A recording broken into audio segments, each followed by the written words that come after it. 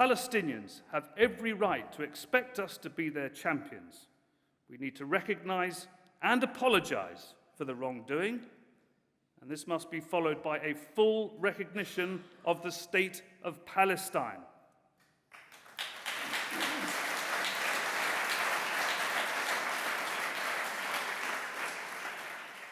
And Britain needs to be leading the way in enforcing international law and helping to enforce also the over 180 UN resolutions that have been passed. The Palestinians have every right to expect to have their inalienable rights protected and for Britain to be acting to help end the occupation. Now, I saw for myself the immediate aftermath of the horrors that took place in the Jenin refugee camp in April 2002. As first a foreign correspondent and then working for the United Nations, I saw what was happening to Palestinians on a daily basis in the West Bank, and I visited the destroyed and still deserted town of Quneitra in the occupied Golan Heights. The ethnic cleansing of Palestinians cost around 15,000 lives in mass atrocities and massacres. Between 1947 and 1949, some 530 Palestinian villages were destroyed, cities were attacked, and some 750,000 Palestinians were driven from their homes and their lands. So, for all of these people, and for the Palestinians today, for their families, and for those who continue to suffer, can I now ask for a moment of silence? Those who were forced to flee to neighboring states. Their dispossession was complete. Today, there are some 6 million refugees scattered around the region in camps under the administration of the UN's Relief and Works Agency. Their fates, like the fate of Palestine, remain unresolved. The Nakba is a grave injustice for which there has been no redress. It remains an open wound to this day, and it is still ongoing. Israel's never-ending settlement project in occupied territory continues to squeeze Palestinians off their land. There will be no resolution to the Palestine issue unless the issue of refugees is resolved in accordance with international law. International law is clear on the matter. All refugees have the right to return to their homes and receive.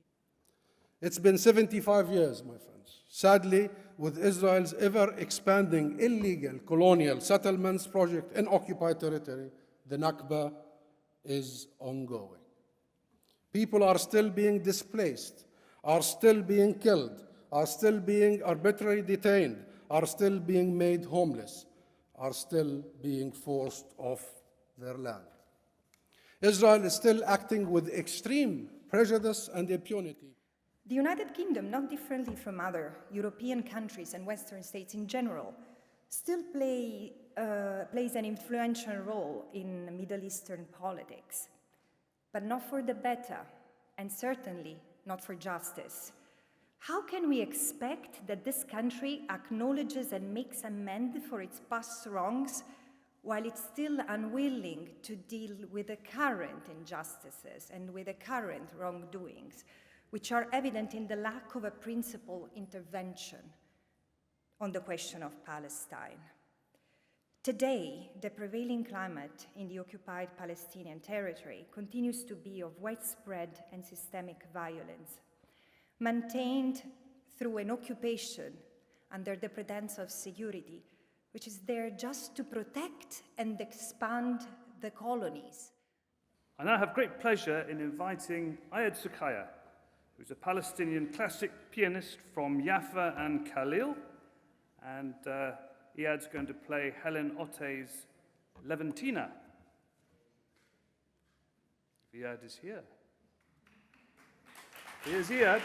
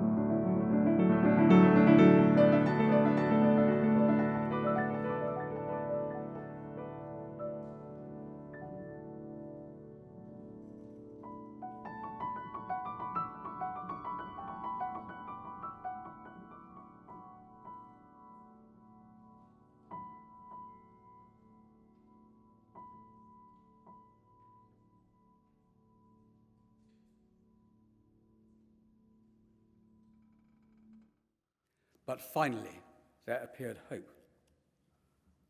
Within a year, Rabin had paid with his life, assassinated by a Jewish fundamentalist, and the bus bombs had begun their baleful effect on his successor's willingness to stay the path to peace, for driving a coach and horses through the forced Geneva Convention, one of the treaties that underpins the laws of war and was meant to be the basis on which the horrendous crimes of the Second World War, inflicted in vast numbers on civilians, did not happen again. As a conservative, I am of course ashamed of the collective record over all this period. I'm sustained by the wonderful friendship and understanding of people like Hussam Zomlot and the raw courage of Palestinians, whether in refugee camps, Gaza, displaced in Lebanon or Jordan, or elsewhere, scattered around the world in sustaining their national struggle. I will do my best to ensure my government is held to account, not least for its embarrassing latest deal with Israel, which ignores my country's and my party's fundamental values around freedom, justice, and the rule of law. But on this grim 75th anniversary of an ongoing catastrophe, I urge Palestinians to take your fate into your own hands. But we cannot deny the ongoing occupation of the Palestinian territories and its impact on human rights protections for Palestinians. We must not shy away from naming the occupation as an obstacle to peace. I have done so and will continue to do so, and oppose all actions which make peace harder to achieve. And we could start our search for justice by perhaps pointing out that the painful concessions that the Palestinian made in '67 have largely been ignored. But you just have to look at what's happening now and the dire human rights situation on the ground, because the number of dispossessed grows daily as the far-right Netanyahu government holds up two fingers to the international community, daring them to challenge them on the grounds of international law and encourage even more illegal settlements in Palestinian territory. Illegal settlements that the UK continues to trade with. So with their mouths, they condemn them, and with their hands, they nourish them. What breathtaking hypocrisy. The UK trade with illegal settlements is shameful, it's corrosive, and it must stop. Friends, we know, and we've heard already this evening, that the United Kingdom has a shameful and historic responsibility for what has happened to the Palestinian people over decades, and it's about high time they accepted that responsibility. The Palestinian people deserve justice for the crimes that were committed against them 75 years ago, and they deserve justice for the crimes that are happening right now, day in and day out. If it so chooses, the United Kingdom government can play its part in securing justice for the Palestinian people. But until it does, please be assured that there are people around the world, including the people of Scotland, I'm proud to say, who will continue to shine a light on the systematic discrimination you face, call out the erosion of your basic human rights, and demand the return of your identity and your homes.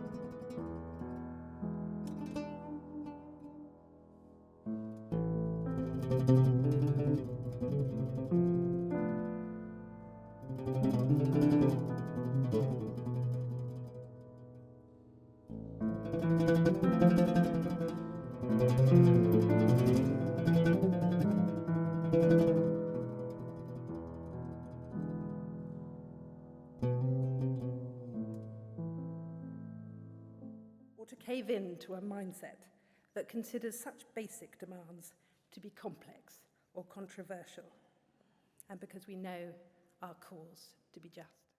We must never forget Britain's historic role in the catastrophe, dating all the way back to the Balfour Declaration of 1917. Britain was not an innocent bystander, but in fact, its foreign policies laid the groundwork for the Nakba and its impact today. Each day we see the violent effects of the failure to address this historic injustice, whether on the settler front lines in Jerusalem, the refugee camps in Lebanon, or under Israeli bombs in Gaza. For Palestinians, there is no P in PTSD, and the family trauma we have endured for decades is never ending. But we will never forget our roots. And on this important anniversary, at a time of accelerating Palestinian dispossession, it is more vital than ever that we remember the Nakba, not only to mourn, but to resist it.